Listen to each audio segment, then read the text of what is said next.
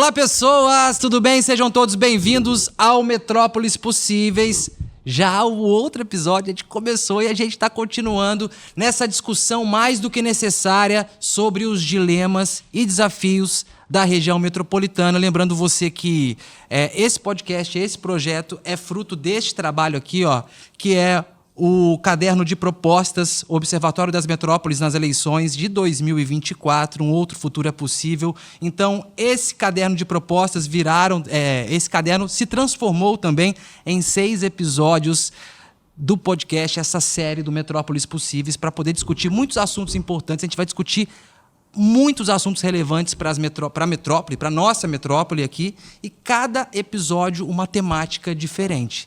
E a temática de hoje, para mim, pessoalmente, é uma temática muito sensível, que a gente vai falar da população em situação de rua com a questão da moradia. E para dar sentido a esse conteúdo, a gente tem 3 profissionais que atuam, que trabalham com essa temática, que escrevem com essa temática, que estudam, que se debruçam sobre essa temática. Eu vou pedir para eles se apresentarem, porque é mais legal quando vocês se apresentam. Eu vou começar com a Sandra, que está aqui na minha frente, no meu campo de visão.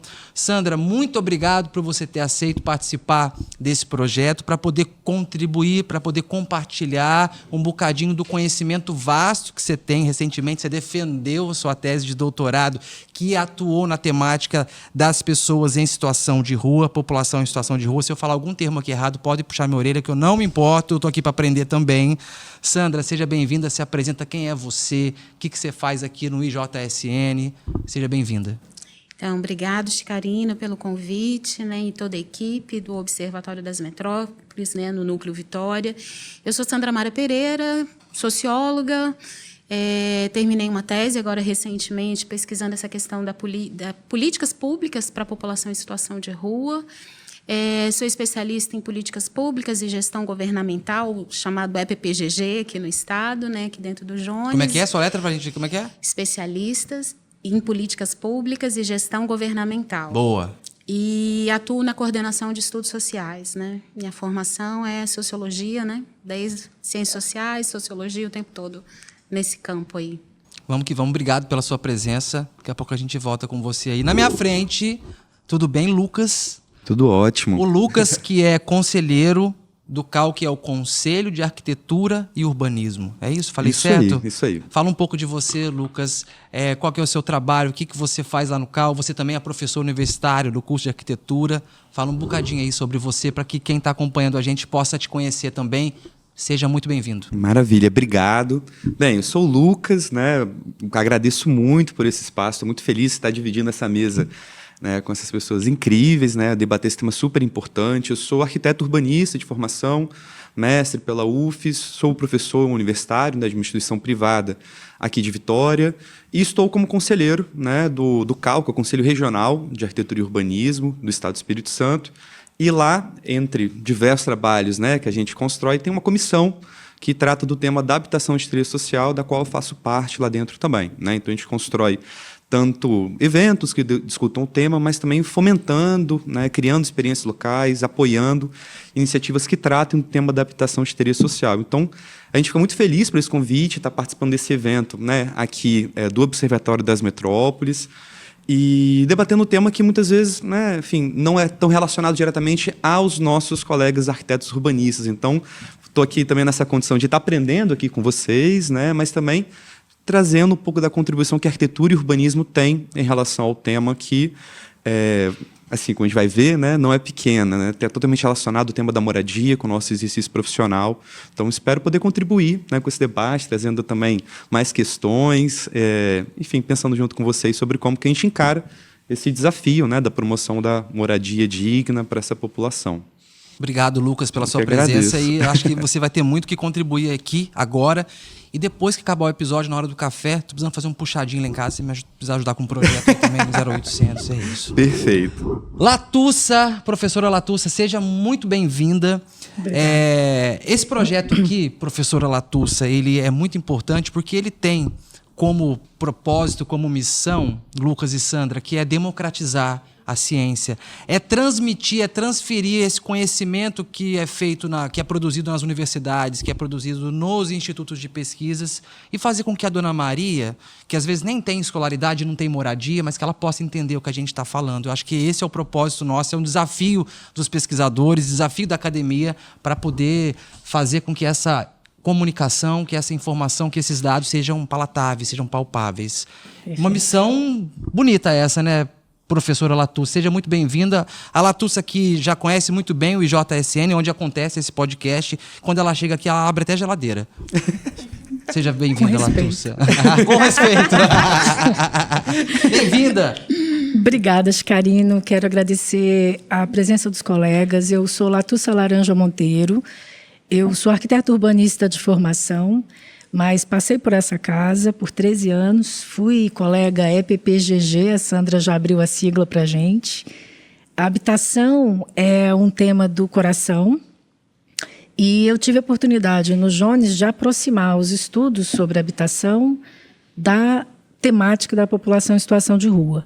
O que eu acho interessante, Chicarino, é que atualmente na Escola de Arquitetura da Faculdade de Arquitetura da Universidade Federal e na Pró-Reitoria de Extensão, onde atualmente eu desempenho o cargo de direção para interlocução com a sociedade, tem tudo a ver com o que você está dizendo, a gente enxerga claramente vários desdobramentos e necessidades, tanto da universidade, trazer os seus conhecimentos, suas técnicas, suas temáticas para o usufruto da população, mas também do quanto essa troca forma um arquiteto urbanista, um egresso UFES, realmente, aí sim, capaz de enxergar o tamanho do desafio que a gente tem do lado de fora do muro da universidade. E isso é a extensão. A extensão é exatamente criar essa ponte e onde ganham os dois lados. Então, você leva, mas você não leva a informação como um iluminado. Você leva o que você conhece e você retorna com um conhecimento da realidade que só a política pública pode dar. Então, eu estou muito grata de estar aqui, agradeço ao Núcleo Vitória, agradeço ao Instituto Jones, minha casa, abra a geladeira respeitosamente, e agradeço muito... Mas ela enche a água para colocar, tá? Quando ela bebe, ela depois eu desse faço. Jeito. E agradeço muito porque a gente pode aqui falar disso por algum tempo, mas a gente pode criar laços e desenhar possibilidades, além do seu puxadinho com o Lucas, a gente pode criar outros projetos e outras conexões mais duradouras, não é? É isso. Obrigada. E se o Lucas não assinar o projeto do Puxadinho, a gente conversa com você assino. também, já que você é arquiteto de formação. Brincadeiras à parte, eu disse no começo deste episódio que essa temática é uma temática que eu tenho muita sensibilidade, muita empatia. Eu trabalho há quase 20 anos como repórter, eu nunca deixei de ser repórter, a gente não deixa de ser repórter. Por mais que vocês tiveram outras experiências, a Sandra continua sendo socióloga, vocês continuam sendo arquitetos que é a formação de vocês. E eu me recordo, vou compartilhar com vocês, em cima dessa memória eu quero ouvir vocês. Eu lembro que eu fui cobrir uma vez um atropelamento ali em Cariacica, perto da estação Pedro Nolasco, e quando eu cheguei, né, com a equipe, com o cinegrafista, para a gente poder fazer a matéria, para apurar, para poder entender o que aconteceu, teve um ambulante que veio e falou assim: Chicarino, o que você está fazendo aqui? Eu falei: não, teve um atropelamento que você está sabendo? Eu falei: eu estou sabendo, mas é menos um, graças a Deus, é mais um nóia, é mais um morador de rua, é menos um para encher o saco. Isso foi o que eu ouvi. E, infelizmente, a gente vê que é um pensamento que faz parte da coletividade. Eu não vou falar que é a maioria, mas muitas pessoas acreditam que seja assim. Muitas pessoas pensam que a situação é assim. O morador de rua, ele sofre um processo de desumanização, por isso pleitear e brigar por moradia a essa população é tão difícil? Soltei a bomba. Voto em Sandra. Eu acho que não tem como puxar abrir um pouco mais o quadro, né? E não falar só de pessoas em situação de rua, mas falar de uma ferida histórica que nos constitui enquanto sociedade, né? Nossa sociedade é marcada por uma divisão, por uma desigualdade extrema, em que em seu nascedouro lá, né, quando vem o processo de colonização, você tem toda uma construção ideológica de desumanização de um grupo significativo que faz parte da nossa sociedade, que é a maioria, inclusive no Espírito Santo, que é a população negra, né? Então, você precisa, para justificar que você pode escravizar, primeiro você tem que dizer, não são humanos. E parece que isso deixou marcas entre nós, né? Então, ainda hoje, quando a gente vê pessoas na pobreza, quando a gente vê negros numa condição de extrema vulnerabilidade, a gente consegue não se assustar. Eu falo a gente em termos... A grande maioria da sociedade não se assusta com isso. E se não se assusta é porque foi acostumada a ver nessa condição de muita vulnerabilidade, à margem, entre aspas, da sociedade, e aí é o local que foi destinado ideologicamente a esse segmento. Então, se não se incomoda, não vira problema público, não vira uma questão. Não, é isso. Tanto que a gente discutiu outro dia com alguns colegas que, quando a gente vê, por exemplo, uma pessoa branca em situação de rua, causa um estranhamento enorme. O mendigato. Mendigato. Perfeito. É comum. Quem nunca? É Mendigato. comum a gente ver matérias estampadas na mídia sobre isso. E causa comoção.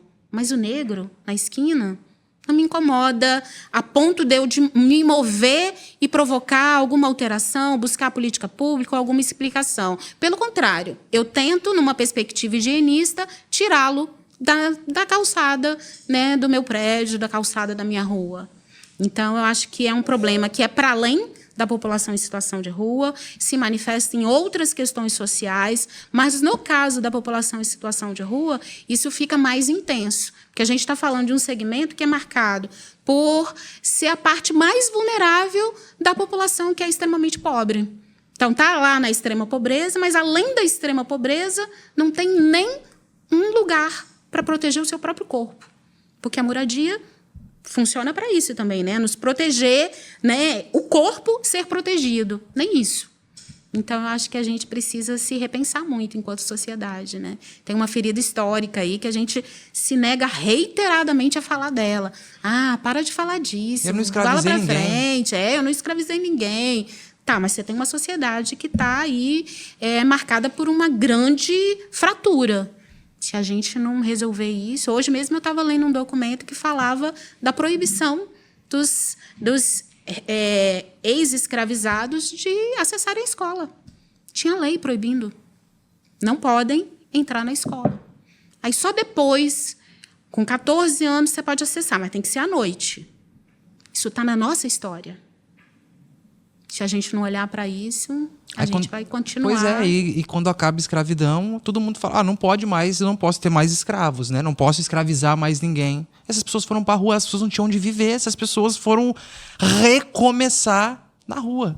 E é preciso ir além do mendigato, né, Lucas? Não dá só para achar que essas pessoas elas são invisíveis, que elas são silenciadas e que a gente tende a naturalizar isso sempre. Não dá, uma hora tem que bater na mesa e falar, temos que mudar o rumo desse rolê, né? Com certeza.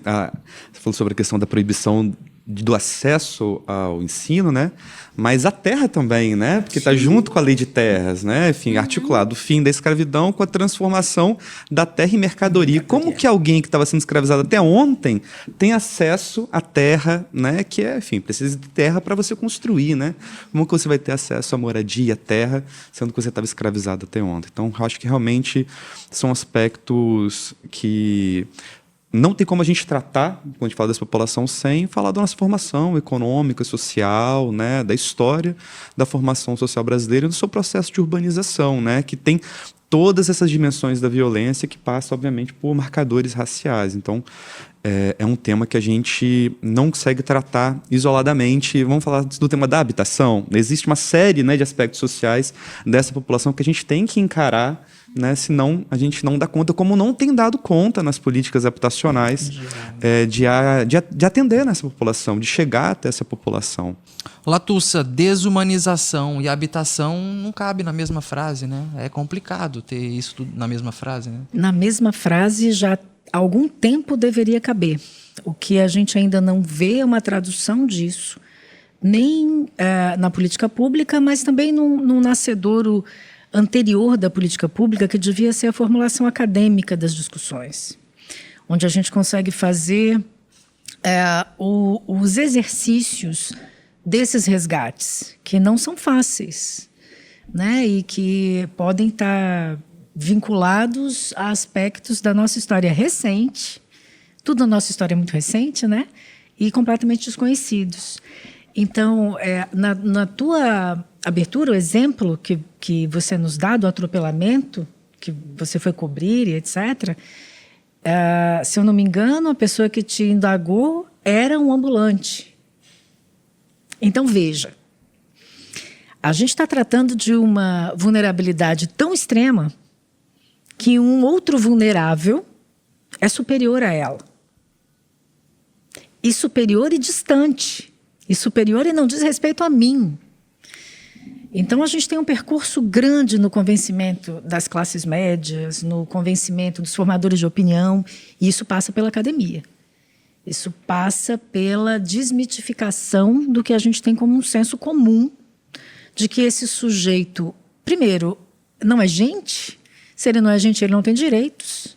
Não precisa nem comer. E se ele não tem direitos, o que eu estou gastando algum recurso dos meus impostos com esses seres, com essas entidades? Como a gente se refere, né? Aí, para contar uma história assim, também pessoal, se você me permite, às vezes o meu grupo de condomínio manda recado para a gente não ajudar as pessoas que estão em situação de rua no bairro. Porque isso vai fazer eles ficarem lá, porque fica mais fácil para eles. Olha que fácil que é você dormir na calçada, sujeito a qualquer tipo de violência, né? Enfim, então eu acho que é um descolamento muito grande que a gente está habituado a ter na nossa sociedade. É um descolamento e de uma invisibilização. É melhor você não ver, né? Coloca para debaixo do tapete. Então, para responder a sua pergunta diretamente, não está conectado, mas está conectado, absolutamente conectado. Então, acho que o nosso papel, quando a gente junta dois assuntos que, às vezes, os próprios campos acadêmicos têm alguma dificuldade de entender que estão ligados, que estão costurados, é ser essa chamada, sabe? É servir como esse alerta, né? Levantar essa bandeira vermelha. Olha, tem um grupo que está fora até da discussão da habitação de interesse social, do HIS. Então, como é que faz para poder como acolher? Como é que faz? Porque é necessário. E como é que a gente só joga isso para o outro lado? Não, esse é um assunto da assistência. Então, eu estou aqui como uma arquiteta, pesquisadora da habitação, com uma atuação na extensão universitária, firmando que isso é um assunto da arquitetura, sim. Isso é um assunto da universidade pública, sim. De todas as faculdades, sim. Então, vamos lá. Tem um campo enorme, pessoal. Aí eu estou falando já para quem está escutando a gente. Tem um campo enorme de atuação. A gente está no momento na extensão universitária que a gente precisa, por força de lei, estabelecer 10% da matriz curricular de todos os cursos, e a habitação é centrada em diversas disciplinas, não só no curso de arquitetura e urbanismo, mas em diversos cursos. Esses 10% da matriz curricular são obrigatoriamente ligados a atividades extensionistas. E o que caracteriza uma atividade extensionista? Haver uma comunidade acadêmica, ou seja, interna à universidade, ou um professor ou um técnico coordenando, e um público externo, que não é alvo como um corpo de prova, como um teste, como, vou usar uma palavra ruim, mas como uma cobaia, mas como sujeitos de direitos que vão receber os conhecimentos, fazeres e técnicas que são gestados na universidade pública e gratuita. E a gente imagina que esse fazer é parte constituinte do que corrobora a existência dessa instituição, da universidade pública e gratuita. E é uma forma também do universitário sair desse mundo, às vezes, assim, o mundo de Alice que a universidade às vezes vende, e que não, é preciso ir além, né? Não dá só para ir para Laminha, tomar uma cerveja, é preciso se envolver com essas causas, afinal de contas isso tem a ver com a gente. Perfeito. A sociedade que ele vai encontrar para atuar profissionalmente, exceto, claro, sempre há exceções, mas a gente não tem que lidar com as exceções aqui, é uma sociedade múltipla, desigual, onde a vulnerabilidade é marca e faz parte da sensação de insegurança, não pelas imagens mitológicas do outro e do estranho como alguém que vai sempre me fazer mal, mas entendendo que onde há uma segregação pornográfica, como a gente às vezes costuma enxergar. Como é que é? Gostei desse conceito. Como é que é? Não que tenha a ver que eu gosto de pornografia, não tem nada a ver, mas eu achei assim para chamar a atenção. Como é que é? É uma desigualdade absurda, uma desigualdade pornográfica, é isso. Às vezes é preciso desenhar mesmo, Latúcia, porque é difícil hoje em dia, tá puxado. Então, sem nenhuma linha moralista, mas é aquilo que é gráfico, né? Porque é gráfico, é fisicamente gráfico. Como a gente quer ter uma sociedade em paz? Como é possível ter uma sociedade em paz em um espaço urbano metropolitano que trata intrinsecamente de compartilhamento, se a gente tem uma partição, um corte desse tamanho, de que indivíduos são gente e que outros que não são gente? Como é que a gente compartilha uma metrópole possível dessa forma? Como ter uma metrópole possível que hoje, quando o Lucas, a Sandra, você e eu, quando a gente for para casa e dormir, 2.931 pessoas aqui no estado não vão ter onde dormir porque não tem casa, de acordo com números de 2023, até, se eu não me engano, esse número que foi do seu artigo. Sendo que 1.955 pessoas estão aqui na região metropolitana, ou seja, boa parte dessa galera que não tem moradia, que está na rua, está aqui na região metropolitana.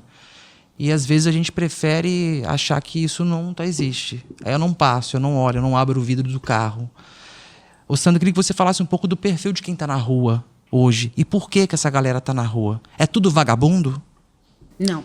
Porque é assim que fala, né? Tá na rua, é vagabundo. Pronto, a gente já... É muito de estigmatizado, rotular. É vagabundo. Isso. E não é assim. Cada um tá ali, cada um é uma história, uma memória, um motivo, um rolê diferente, né? Eu acho que a gente pode... Primeira definição você tem um conjunto muito heterogêneo de pessoas que estão em situação de rua. Então, você vai ter ali... O próprio decreto de 2009 vai dizer são pessoas que estão em situação de extrema pobreza, com laços fragilizados, que podem ter passado por alguma situação de catástrofe natural e isso levou a perder a residência, que pode ter uso de drogadição. Enfim, você tem N fatores que podem contribuir ali para estar em situação de rua e uma das marcas principais é a ausência de um espaço privado que funcione como moradia. Então, por isso até a gente questiona quando fala morador de rua, porque ninguém mora na rua, né? É exatamente a ausência desse espaço privado que possa ser considerado como moradia. E aí, em termos de causalidade, então, você vai ter um cenário muito diverso, né? Não dá para dizer assim, se tiver essa situação, você vai virar uma pessoa em situação de rua. Porque quantos de nós, né, já não viu alguém que passou por uma situação de envolvimento, de drogadição, de alcoolismo, ou qualquer coisa desse tipo, mas que não chegou a estar em situação de rua porque tinha uma rede ali que apoiava e tal. Quantos de nós não conhece alguém que tem vínculos frágeis com a família e nem por isso é caracterizado como pessoa em situação de rua? Então, algo que... mesmo a questão da drogadição, a pesquisa de 2018, que a gente publicou aqui pelo Instituto Jones Santos Neves, mostrou que, quando a gente perguntava para eles, a gente chegou a entrevistar mais de 395 pessoas, quais os motivos que eles mesmos atribuíam para estar em situação de rua, e poderia ser mais de um, que a gente entendia que não tinha um único fator, e vem vários ali. E a questão do uso de drogas não é o fator preponderante. Aparece com expressividade. Mas é tudo nóia, né? Não é. Pois é. Não é. Essa é a visão que se tem. Inclusive, um dado interessante é que muitos após estarem em situação de rua, ampliaram esse uso, o que é muito normal, né? É fácil compreender, né? Se você está numa situação de extrema vulnerabilidade, com frio, né? Com N questões ali te atravessando de uma forma muito intensa, anestesiar às é vezes preciso. anestesiar é uma necessidade. Então, em termos de uma resposta única, não vamos ter, do porquê que vai para a situação de rua. E, inclusive, os resultados dessa pesquisa foi exatamente o que trouxe as minhas inquietações depois, né, de 2018, que era exatamente, você tinha um número significativo de pessoas, chegando à maioria, que estavam em situação de rua há muito tempo, há mais de 2 anos, e você tinha também um número significativo que já tinha saído das ruas, tinha tido contato, de alguma forma, com a política pública, passado por um abrigo, ou tentou, alguém ajudou e tal, e acaba voltando. E aí a pergunta era, por que voltou? Se teve contato com a política e retorna, é porque você tem um fator ali que está falando de uma ineficácia dessa política. Não está dando certo. E aí não está dando certo, a gente começa a fazer essa reflexão e começa a perceber qual é o conceito de política pública. É o esforço, né, do Estado, né, dos agentes públicos para resolver uma questão que se constitui como um problema público, e o método é exatamente ir na causa, ir naquilo que define. Eu não posso passar longe disso. No caso da população em situação de rua, eu falei várias coisas, extrema pobreza, ter passado várias questões, mas isso daí tudo oscila. O que tem de núcleo duro? A ausência de moradia. E aí, quando você pensa a política pública não foca na oferta de moradia. Então, tá fadada não dá certo, né? Tá fadada não dá certo. E aí, aquilo que Latúcia trouxe até em algum momento da fala dela, não é um problema só da assistência, mas a gente acaba vendo isso acontecendo na prática, embora você tenha, né, a política para a população em situação de rua cita várias áreas, vários setores que têm que se implicar, entre eles a habitação, que tem que se implicar com a questão da população em situação de rua, mas na prática o problema é da assistência. Tanto que eu fico muito feliz de estar aqui nesse debate, junto com 2 arquitetos, porque eu estou vendo as pessoas que pensam a habitação, né, no seu DNA, porque é a arquitetura que está focada nisso, se abrindo para dialogar para um tema que ainda hoje é visto como não tem nada a ver comigo, não tem nada a ver com habitação. Isso é pauta da assistência. Recentemente, eu fiz a inscrição de um artigo para discutir questão da habitação para a população em situação de rua, num evento, e fui negado, porque a habitação não queria discutir pop rua. E foi dito, não, isso é um papo com assistência, porque é um grupo muito vulnerável. Você tem que entender que tem uma vulnerabilidade muito grande ali, não é um papo para habitação. E a gente está dizendo aqui, é um papo para habitação, sim. Precisa ser, né? Precisa ser não exclusivo da habitação, não exclusivo da assistência, mas precisa implicar todos os setores da política pública. É uma discussão multidisciplinar, então. Essas pessoas precisam de educação, essas pessoas precisam de trabalho, essas pessoas precisam de moradia. E se a gente não consegue visualizar que são sujeitos de direito, a gente vai pensar sempre pela ótica da assistência. Necessária a ótica da assistência? Sim, mas ela sozinha não vai dar conta. Pode falar. Não, eu ia comentar que a importância desse estudo, né? Antes da gente começar a gravação, eu estava comentando, né, que em uma situação em sala de aula, a gente indo para campo, né, para fazer um trabalho de intervenção no espaço público, e os alunos estavam com medo, porque, enfim, sabiam que era um território que tinha muita, né, população em situação de rua. E aí falando, professor, mas tem, enfim, muito morador de rua, né? Aquele medo de ir para a cidade por conta da violência e atribuindo isso à população em situação de rua. E aí falando, com todos esses adjetivos que você tratou, né, noia, né, da violência, etc. e tal. E esse estudo do Instituto Jones ajudou muito assim numa dinâmica de sala de aula. Vamos fazer o seguinte, antes de ir para o campo, a gente vai fazer uma discussão, né, sobre essa população específica, mas baseado em dados. A gente está aqui para aprender, né? Vocês estão aqui, são acadêmicos, a gente vai trabalhar com planejamento urbano, com intervenção no espaço público, mas a gente tem que fazer isso baseado em evidências, em fatos, né, em dados. E, sim, isso foi quebrando vários argumentos, né, do que você tinha de uma ideia, né, um preconceito mesmo em relação a essa população. E a importância tanto do estudo, né, da pesquisa, com esse tipo de enfoque, né, com um compromisso com essa população, né, vulnerável, e também com a divulgação, né, como que isso é potente, né, como que isso é capaz de transformar realmente uma visão, né, de uma pessoa que estava ali até então sendo tratado realmente de uma forma quase animalesca, né, enfim, eu não vou para a rua porque é rua perigosa por conta dele, né, e entender por que essa pessoa foi, essas questões relacionadas, né, ao próprio consumo de drogas, a violência, a criminalidade, ter isso mais palpável foi muito, muito importante. Então, assim, parabenizar pelo estudo, né, o Instituto Jones, e você, principalmente, Sandra, assim, trouxe, que está representando aqui esse trabalho, porque realmente é muito potente. E não tem como discutir esse tema, porque você está falando de...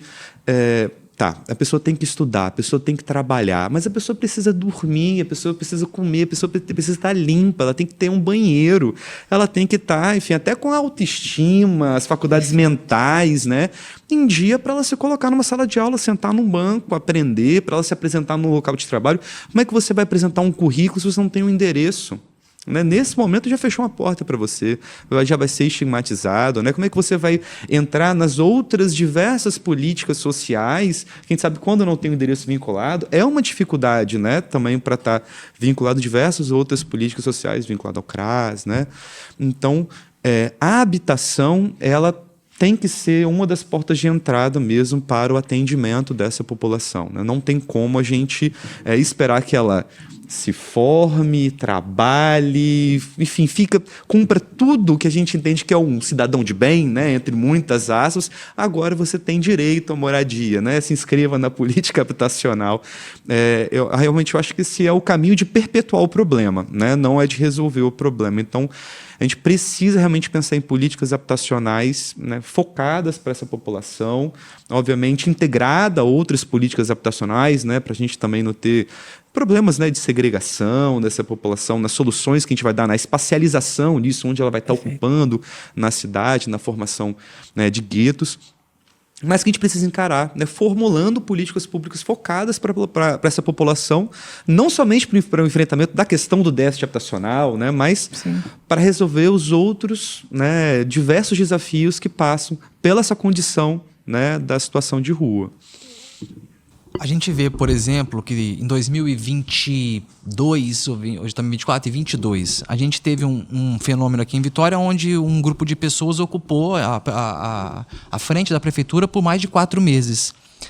E quando a gente fala de déficit habitacional, que parece que é uma palavra que é carregada de... uma palavra muito politizada, né? Uma palavra, um conceito, mas isso tem a ver com essas pessoas que estão ocupadas, por exemplo, que passaram ocupadas por um tempo na frente da prefeitura. Essas pessoas fazem necessidades aonde?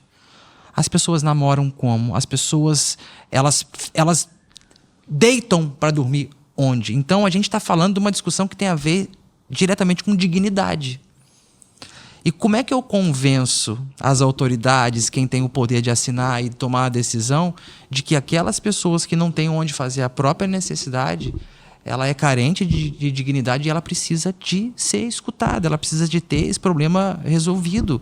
A gente tem a questão aqui no estado, dos 78 municípios, 61 tem pessoas em situação de rua, ocupando os espaços. Aí é complicado, né, Latussa? Sim, certamente. Eu acho que a gente, quando... na parcela da tua pergunta sobre os responsáveis, né, os formuladores de política pública, eu acho que todos nós somos sujeitos políticos e a gente tem uma atuação e uma resposta a dar no campo da nossa atuação, certo? E o que eu acho interessante sobre a habitação é que a moradia é um direito constitucional, é um direito humano, além de constitucional. Então, o direito à moradia digna é de todos os seres humanos, certo? Então, quando o Lucas coloca uma série de etapas para a pessoa então ingressar na política habitacional, que é muito o que na pesquisa da Sandra é o modelo etapista de atuação, parece que a gente está dizendo assim para as pessoas: vira gente primeiro.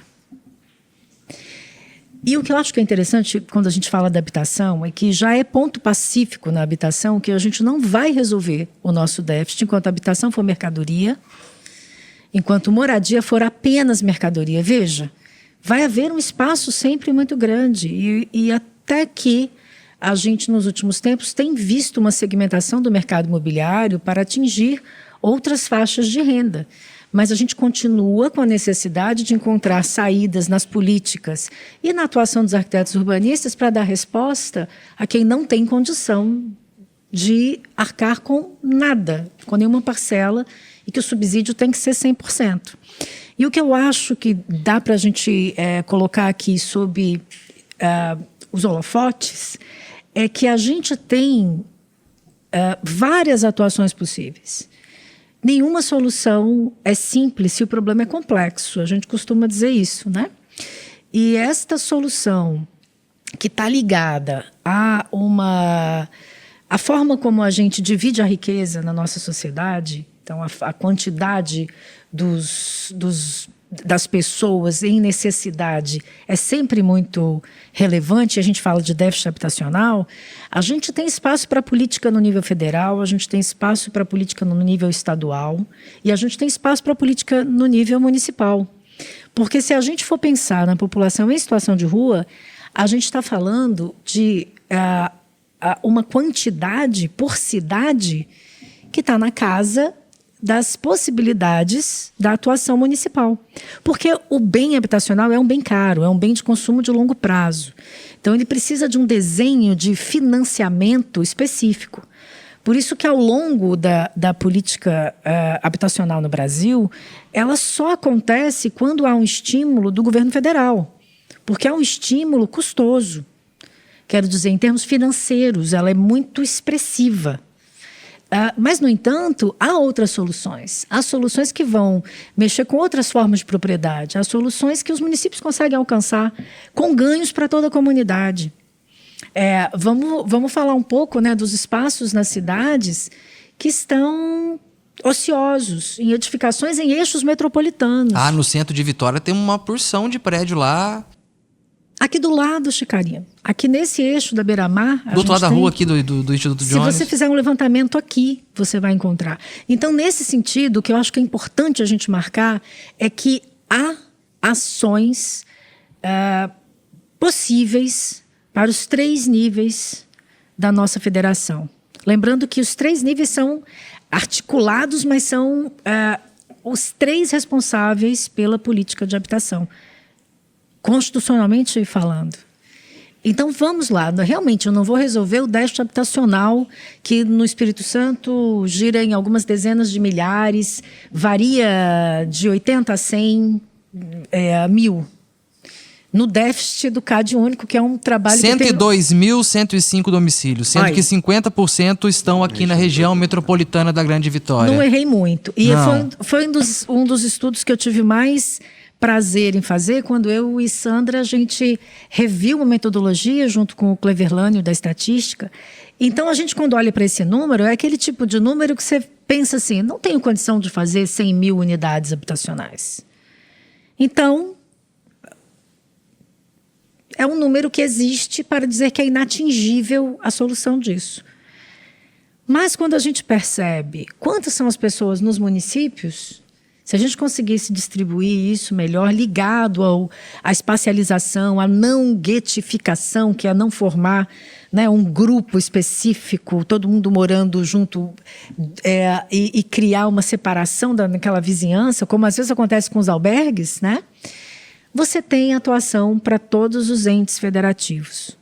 Então, não temos que paralisar porque é complexo. Pelo contrário, a gente tem que encontrar a atuação possível com os apoios institucionais que puderem se constituir para a gente dar alguma resposta em alguma escala. E eu tenho certeza que quando as respostas começam a surtir efeito, que é a questão do moradia primeiro, do housing first, que a gente tem alguns exemplos, e que não vou me atrever na área da Sandra, mas que a gente já tem indicação disso no para o Brasil, ou na assistência técnica para habitação de interesse social, que o CAU tem feito um trabalho fantástico, e o CAU Espírito Santo tem feito um trabalho fantástico de articulação dos movimentos e de articulação das pessoas, porque várias dessas pessoas, Chicarino, são as pessoas que estavam acampadas na ocupação a que você fez referência no início da tua fala. E outra coisa que me preocupa, Sandra, que eu queria te ouvir sobre isso também, recentemente a gente tem recebido pessoas de outros países. Por exemplo, hoje a gente tem mais de 30 venezuelanos morando em Vitória, inclusive parte deles ocupada lá junto com a galera do Chico Prego. Então, o problema que já é complexo passa a ser ainda mais complexo porque a gente tem outras pessoas que, por diferentes motivos, precisam abandonar, por exemplo, a Venezuela, que vive uma crise sem precedentes, que não existe democracia, não existe dignidade, não existe igualdade. Essa galera foge dessa situação e vem parar aqui. Por mais que nós não sejamos um estado que faça fronteira, por exemplo, com a Venezuela, mas essa galera vem parar aqui, como tem mais de 30. Então, a gente acaba agravando, a situação acaba ficando ainda mais complexa, né, Sandra? Porque se a gente já não dá conta dos nossos, e também não dá para fechar a porta para essa galera. Então, a gente, como é que você enxerga isso aí? Eu vou me permitir subverter um pouquinho, que eu me senti provocada na fala na fala da Latusa, enfim, e provocada no sentido de estimulada, né? A bola foi levantada e eu fiquei com vontade de cortar. Então, vou falar um pouquinho de algo que vai parecer, né? Vai falar da tese dela, mas porque eu acho que tem tudo a ver com o que a gente está falando aqui. E aí depois eu vou tentar fazer sentido nisso, né? Porque a Latusa fala, né, de ter soluções. Se você pegar o decreto de 2009, que fala da política para a população em situação de rua, você tem várias ações listadas lá de caminhos possíveis para resolver a questão da população em situação de rua. Então, lá desde 2009, a gente está falando de ocupar os imóveis vazios. Desde 2009, antes, né? Estou botando 2009 como só para ter uma baliza, mas antes disso, a gente vem falando de aluguel social, fortalecer as políticas de aluguel social, enfim. E aí, o título da minha tese, Chicarino, vou pedir licença para falar, porque eu acho que tem tudo a ver com o que a gente está discutindo aqui, é pessoas em situação de rua e a questão da moradia, : significados, sentidos e implicações na construção da cidadania e das políticas públicas. O que eu estou argumentando lá? Que a forma como eu percebo, o sentido que eu atribuo para essas duas palavrinhas, moradia e pessoa em situação de rua, né, o sentido que isso tem para mim tem um impacto grande na configuração da política pública. Então, por que eu falo isso? Porque a solução está posta, mas ninguém está querendo executar essa solução. Não é que a gente não sabe como resolver. A gente não quer resolver porque, primeiro, eu não vejo como sujeito de direito e, segundo, eu não vejo moradia sem ser mercadoria. Moradia sempre é mercadoria. Então, se é mercadoria, quem vai acessar? Quem tem dinheiro para pagar. E aí, mais um pouquinho, vou esticar. Resultados da tese. O que a gente encontrou? A maioria das pessoas, eu entrevistei 28 pessoas, entre pessoas em situação de rua, usuários dos serviços, entre gestores e entre técnicos que atuam diretamente com pessoas em situação de rua. Isso aqui na região metropolitana? Aqui na região, em Vitória. Foquei em Vitória, embora o meu escopo seja mais amplo, mas eu peguei como se fosse uma proxy. Um recorte de Vitória. Só para a gente entender como como a política se dá na prática, né? E aí, o que a gente encontrou? A maioria das pessoas em situação de rua falavam da centralidade da moradia. Se eu entrevistava uma pessoa em situação de rua, ela falava a moradia é fundamental, inclusive enquanto sonho para resgatar a vida, autoestima, relações familiares, de amizade. Quando chega nos gestores e técnicos, por mais que sejam pessoas comprometidas com a causa, pessoas que eu aprendi muito com essas pessoas, mas o que prevaleceu ali é o discurso etapista, que a Latusa falou, en passant, levantando a bola para mim, por isso que eu estou aqui, né, cortando. É um discurso que fala, primeiro, você tem que passar por todas as etapas até alcançar o direito a ter uma moradia. Só que essas etapas vão num funil tão grande que, mesmo que todas as pessoas que estão em situação de rua provassem que são gente, seguisse a cartilha, parasse de usar drogas, conseguisse um emprego e tal, não ia ter política pública para essas pessoas. Vou dar um exemplo concreto. Tem uma política que por todo mundo foi bem avaliada, que é a Casa República, que é um serviço. Fala um pouco sobre a Casa República. A Casa República atende 5 pessoas com trajetória em situação de rua, só vai para lá se tiver passado pelo menos 1 ano dentro do abrigo. Então, olha a etapa. Vou sintetizar as etapas. Primeiro, você é abordado pela abordagem de rua, né? É convencido a aderir a algum serviço. Então, você vai ser direcionado para um centro POP, que é um serviço de atendimento durante o dia. Com sorte, se tiver vaga no abrigo, você consegue, além de ficar durante o dia no centro POP, também dormir num abrigo, porque você não pode dormir no centro POP. Você pode dormir num abrigo, e aí só dorme e depois sai. Com sorte, se você ficar nesse abrigo e conseguir cumprir todo lá o planejamento junto com a equipe técnica, você pode ser indicado para ir para a Casa República. Ou, mais sorte ainda, indicado para um aluguel social. Tem uma política no município de Vitória, que é o Programa Moradias Alternativas. Só que são 5 vagas na Casa República. Se é uma das etapas, a demanda não bate com a oferta. Tá mais fácil entrar em medicina na USP do que conseguir um rolê aí para poder dormir, uai. E aí, quero voltar só para fechar o raciocínio.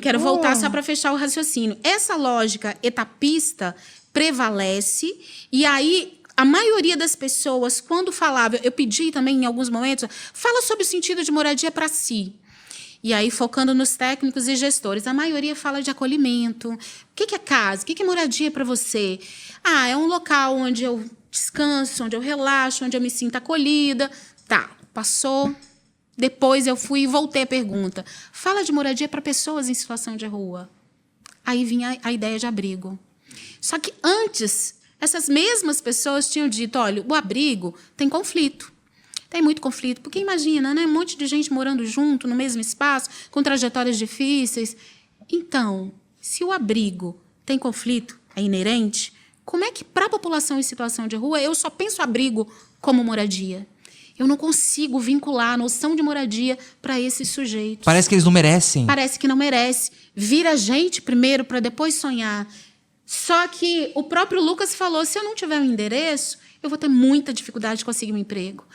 As comunidades terapêuticas, que são uma prática que tem crescido aqui, que eu não recomendo, não é por aí, mas que as pessoas, né, higienistas, vivem falando, vamos tirar a força as pessoas em situação de rua e vamos botar nas comunidades terapêuticas.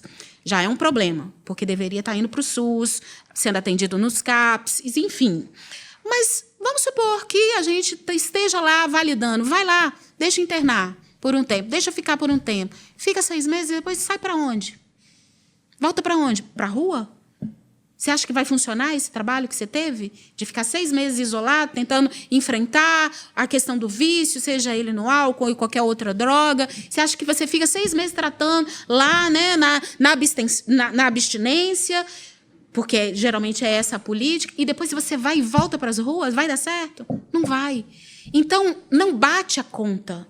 Por isso que eu quis falar, por isso que eu falo de sentidos e significados atribuídos a pessoas em situação de rua e à moradia. Porque, dependendo do sentido que eu atribuo a esses 2 termos, eu construo políticas públicas que não vão funcionar, como a política etapista.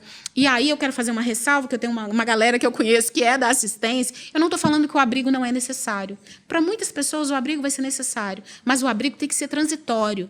O abrigo não pode ser visto como a última alternativa e como se fosse sinônimo de moradia. Não é. É algo transitório. Moradia é outra coisa que os arquitetos entendem bem. E o que a gente está defendendo aqui é, se eu quero enfrentar essa problemática, eu vou ter que falar também de moradia para pessoas em situação de rua. Eu me estendi um pouco porque eu queria fazer esse vínculo, né, esse nexo entre a política etapista, que é danosa, essa percepção que a gente tem do que é moradia como mercadoria, do que é pessoa em situação de rua, que eu acabo, muitas vezes, não entendendo como sujeito de direito, como um humano, como nós. E aí isso vai dando um nó. E aí eu começo a achar que é um problema tão complexo que eu não consigo resolver. Não consigo resolver porque eu não quero. porque eu não acho que mereça ser resolvido, porque eu não entendo isso como um problema público. E aí, entrando na questão da sociedade civil, qual é o nosso papel? O nosso papel é, se está me incomodando, e aí voltando a outra bola que você levantou e que eu queria entrar, que é essa questão de que tem uma tentativa de invisibilização. Tem uma contradição aí. Eu invisibilizo quando é para pensar a política pública. Mas quando está lá na minha calçada, não sei se existe isso, eu intensifico a visibilização. Porque só de estar na minha calçada me incomoda muito. E aí a ligação para o serviço, né, o 156, né, 156 da prefeitura. 156 da prefeitura, pipoca. Não, tem gente aqui, tem morador em situação de rua, não fala nem o termo, é morador, né? Tem pessoas em situação de rua aqui, precisa tirar urgente. Então, eu vejo demais quando está na minha calçada. Mas, na hora de pensar na construção de políticas públicas, eu vejo de menos. Eu tento apagar. E esse é um grande problema. É um nó para a gente aí. Então, a Sandra trouxe uma treta, né? Potente aqui para a mesa, e que agora eu vou levantar para vocês dois. Tem solução. A gente tem alguns cases, alguns exemplos, porque... para 5 vagas de moradia, um abrigo, quantidade limitada, como é que a gente faz para poder trazer dignidade para a conta começar a querer fechar? Porque olha que absurdo, né? A gente teve aí, desde 2000, a primeira legislação que trata sobre isso. Temos 24 anos, nada foi feito. E demorou pra caramba para a gente ter uma legislação sobre isso. Né? Até você resgatou lá a questão da escravidão. Desde quando, então, a gente está vivendo com esse problema? E aí? Para que caminho que a gente pode ir? Porque essa galera, ao contrário do que pensam, é muito gente, tanto gente quanto nós, e também tem os mesmos anseios, os mesmos sonhos, que é chegar, ir para casa e ter um lugar para chamar, não só de seu, mas para chamar de lar também. Dá para chegar a algum lugar? A gente tem possibilidades? Então, o problema é grande, como a Sandra disse. Treta. Então, eu tô longe aqui, né, enfim, de qualquer pretensão de apresentar a receita do bolo para resolver esse problema. Falando acho que a em gente bolo, tem daqui que a pouco tem, mas acho que a gente tem que conversar muito ainda, debater, discutir, fomentar, né, se mobilizar e principalmente com essa população que se organiza, né, que tem os seus espaços de organização, seus movimentos, participa, tem fóruns nacionais que devem ser ouvidos, ter protagonismo também na solução desses problemas. Mas eu acho que para a gente começar a achar a solução é importante a gente olhar um pouquinho, de uma forma crítica, para a história da política habitacional, né? Já que a gente entendeu que a questão da população da situação de rua não é somente uma questão, né, da política de assistência social, mas também das lacunas da política habitacional, né, que não atende essa parcela da população.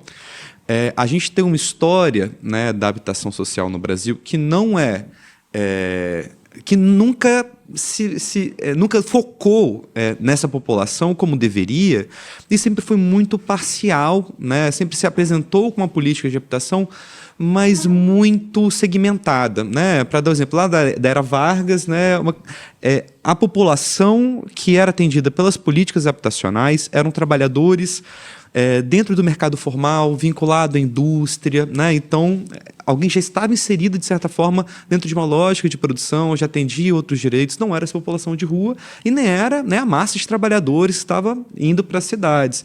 BNH, muito menos. Inclusive, são políticas públicas, até agora, né, na época da Nova República, que... em nome da moradia, em nome da política habitacional, do déficit habitacional muito grande, né, na verdade, ampliam o mercado formal, né, de habitação para o mercado popular, para a classe média baixa, né, para a classe média, Minha Casa Minha Vida, que não foca na faixa 1, não foca nos trabalhadores informais, na população em situação de rua, foca inclusive em camadas que não são a maior faixa do déficit habitacional. Foca nas camadas que têm condição de pagar a conta, de pagar o boleto. Que tem o risco de pagar o boleto, essa galera não tinha. Que, na verdade, são políticas também que são importantíssimas, devem ser ampliadas, né, obviamente, mas que ainda tem um foco muito no aquecimento do mercado da construção civil, da geração de empregos, né, e precisa ser pensado como política habitacional também. Então, eu acho que esse é um passo para a gente encontrar, assim, algumas lacunas. As nossas políticas habitacionais, principalmente em âmbito nacional, não conseguiram dar conta ainda dessa parcela da população. A Latúcia falou um ponto que para mim eu acho que é muito importante, Sandra também reforçou, essa dimensão da casa enquanto mercadoria. Daí você falou, eu estou falando de direito, você falou em boleto, né? Então, eu vou ter que comprar essa casa, né? Vou ter que ter acesso a isso por meio, né, do trabalho, para ter recurso, para comprar a minha casa própria, né? O sonho da casa própria, e toda uma lógica de acesso à moradia no Brasil, que é o acesso a uma mercadoria que é cara, né, que poucas pessoas têm acesso. Então a gente precisa pensar em formas de a gente acessar esse direito que não seja pela lógica da moradia. Se a gente está falando aqui da população em situação de rua, né, em que condições essas pessoas têm condições de comprar uma casa, um bem tão caro quanto esse, que é mais caro do que uma roupa, que é mais caro do que uma comida, que é mais caro do que um carro, né? Está falando de uma casa. Então, como que elas vão ter acesso a esse tipo de política? Bem, me parece que a gente tem que pensar em outras formas de propriedade. Por exemplo, propriedades coletivas. Não precisa ser do Estado, né? Acho que a gente tem soluções, né, de imóveis que são do Estado cedido para a pessoa morar, porque tira dessa lógica do a pessoa é contemplada por uma política habitacional e em 10 anos ela vende, ou antes disso também do contrato de gaveta, volta para uma situação de precariedade, né, e coloca aquela casa que foi construída para ser uma parte de uma política habitacional, uma solução para um problema social, dentro de uma lógica, novamente, de mercado. Então, a gente precisa tirar, né, essas contradições, a forma que funciona o mercado imobiliário para esses produtos, né, a casa do nosso trabalho, que é para resolver um problema social. Não pode cair nesse vínculo. Então, eu acho assim, como soluções, eu acho que está longe de ser a solução geral para o nosso problema, mas assim, existem experiências muito potentes no Brasil, né, de cooperativas de produção de habitação, né? Então resolver isso pensando, né, pelos próprios moradores, como que vai ser a casa deles, como é que são as decisões em relação à forma da casa, a como que vai utilizar o recurso para a produção da casa, né, dar o protagonismo dessas pessoas, porque uma vez que estiverem morando, já existe um senso de comunidade, já existe um trabalho prévio de capacitação profissional, né, de articulação comunitária, um trabalho social durante a produção da casa. Estou falando de experiências, são, enfim, as mais famosas que a gente tem no Brasil são durante os governos da Erundina em São Paulo, né, que teve um conjunto de mutirões autogeridos, né, mas com assistência técnica, ou seja, os moradores construindo sua própria casa, como é a história das favelas, né, das periferias, que os moradores construindo por si mesmos as suas casas, mas com o Estado participando na promoção da terra, né, dando crédito, assessorando tecnicamente por meio, né, do trabalho dos arquitetos, mas não só, né, engenheiros, assistentes sociais, sociólogos, uma série de outras profissões são importantes nesse processo. E um caso que vale a pena a gente dar uma olhada também é o caso do Uruguai, que tem bancos de terra, tem a forma da propriedade coletiva, né? Ou seja, que está vinculada a essas cooperativas, que não é assim, eu vou sair da minha casa, aí eu pego, vendo, boto dinheiro no bolso, vem outra pessoa. Não, existe uma gestão coletiva dessa casa, desse condomínio, desse empreendimento, né? E que a sua finalidade é atender a necessidade de alguém que também está nessa situação de déficit habitacional, né? Então, eu acho que são outros arranjos em relação à propriedade, que pode ser estatal, pode ser compartilhada, pode ser coletiva, né? Mas que a gente tenta quebrar tanto a forma, a nossa relação com a propriedade, a relação da produção e da gestão desse espaço, né? Então, são, enfim, várias formas de enfrentar esse problema que eu acho que são importantes a gente conversar na hora de começar a pensar na saída. Agora, para a população específica na situação de rua, confesso que eu ainda vejo muito pouco de saídas e soluções que foquem nessa população, seja em nível nacional, na produção de moradia específica para isso, e assim, e não de uma política, sabe, como você falou, Sandra, desse exemplo que atende 5 pessoas, que a gente tem muito desses casos, né? Quase que um oásis de uma boa ideia num deserto assim, de outras soluções.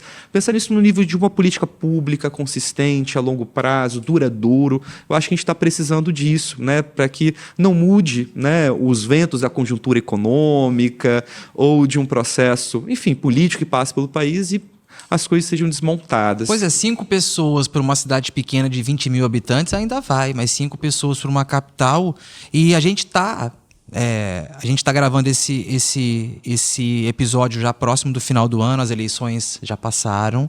E, Latussa, eu queria perguntar isso para você. Como colocar esse assunto da forma com que ele deve ter colocado na pauta das prefeituras, dos prefeitos que ou foram reeleitos ou estão em primeiro mandato, várias câmaras legislativas que vão assumir agora, algumas mais renovadas, outras menos, mas como embutir esse assunto tão importante e relevante que tem a ver com a dignidade das pessoas para que quem tem o poder da decisão possa falar, realmente isso a gente precisa trabalhar com isso agora, chegou o momento, não dá mais para esperar.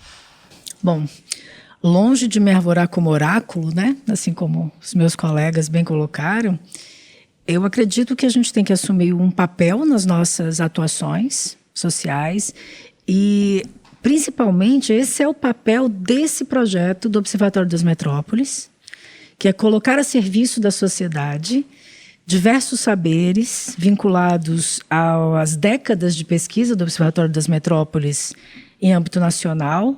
Lembrando que a gente no Núcleo Vitória já tem mais de 10 anos de percurso e esse acúmulo está a serviço da sociedade, que é igualmente o que encontra foco na formulação de políticas públicas, na atuação do Conselho de Arquitetura e Urbanismo, mas na atuação docente também, né, Lucas?